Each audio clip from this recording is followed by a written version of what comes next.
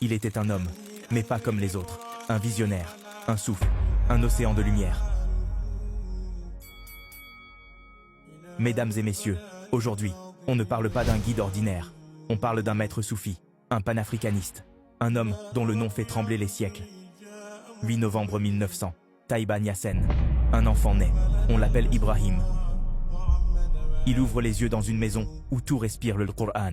Son père, El Hadj Abdellah Niass, résistant aux côtés de Moba Jacouba, un combattant, devenu cultivateur, un maître qui a choisi la charrue et le livre plutôt que l'épée. C'est dans cette atmosphère que grandit Ibrahim. À 15 ans, il connaît le Coran par cœur, chaque mot, chaque verset, pas seulement sur ses lèvres, dans son cœur, dans son âme. Puis vient le drame, 1922, son père rend son âme à Allah. Le jeune Ibrahim, 22 ans, choisit une voie solitaire. Pas de maître humain, pas de cheikh après son père. Il s'en met à Allah seul, et à la science que Allah dépose en lui. Alors, arrive le moment, 1929, Kaolack. Il proclame « Je suis Sahib al-Fayd », un mot, un tonnerre, une annonce qui bouleverse l'histoire, le Fayd, les fusions prophétisées par Cheikh Ahmed Tejani, un flot de lumière qui rend la Marifatullah accessible à tous, hommes, femmes, riches, pauvres, savants, ignorants, tous. Imaginez la scène, un disciple tremblant, illettré, qui s'assoit devant lui, quelques paroles, un dhikr, et soudain, les larmes coulent, le cœur brûle, la gnose est là, la proximité avec Allah, un miracle à portée de main. Alors les foules affluent, Kaolack devient capitale, une ville nouvelle naît, El Medina Baye, pas seulement des maisons, une cité de lumière, une zaouïa vivante, des madrasas où résonne le Al-Qur'an, jour et nuit, des femmes savantes qui enseignent, des enfants qui récitent, des hommes qui pleurent d'émotion en entendant son nom. Puis, 1937, la Mecque, il croise l'émir de Kano, un roi puissant du Nigeria, il le regarde, il s'incline, et il prête allégeance. En un instant, des millions de Nigérians deviennent disciples. Un peuple entier rejoint la voie du Fayd. L'expansion est fulgurante. Nigeria, Ghana, Mali, Niger, Soudan, et au-delà, un flot qui devient océan. Mais Baye Niass n'est pas seulement un maître des cœurs, il est aussi une voix des peuples. En 1959, il écrit « L'Afrique aux Africains ».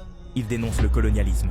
Il rappelle « La vraie liberté commence par le cœur. Un cœur libéré, c'est une nation libérée. » Ses alliés, Kwame Nkrumah, Jamal Abdel Nasser, le roi Faisal, président, roi, révolutionnaire. Tous viennent à lui, tous l'écoutent. Il devient vice-président de la Ligue islamique mondiale. Puis vient une scène inoubliable, le Caire, la mosquée d'Al-Azhar, un vendredi, des milliers de fidèles. Un silence, un souffle, puis une voix, celle de Cheikh Ibrahim Niass, un Africain de l'Ouest. Un fils de Taïba Niassène, debout sur le manbar, dirigeant la prière.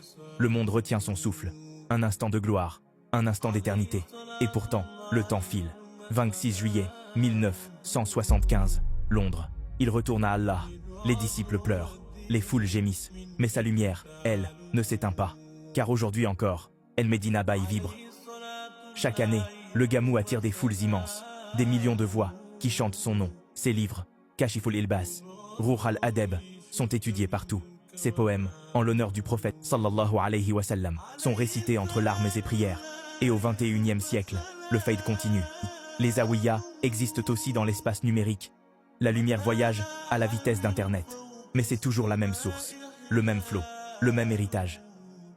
Alors, que retenir de cette histoire? Qu'un enfant né dans un village sénégalais a bouleversé le monde, qu'il a uni le dhikr et la politique, la science et la liberté, la foi et la dignité, et qu'il a montré qu'avec le Coran, avec l'amour du prophète, sallallahu alayhi wa sallam, et avec la sincérité envers Allah, un homme peut illuminer des continents. Moi, je fais que raconter l'histoire. À toi de la laisser couler dans ton cœur.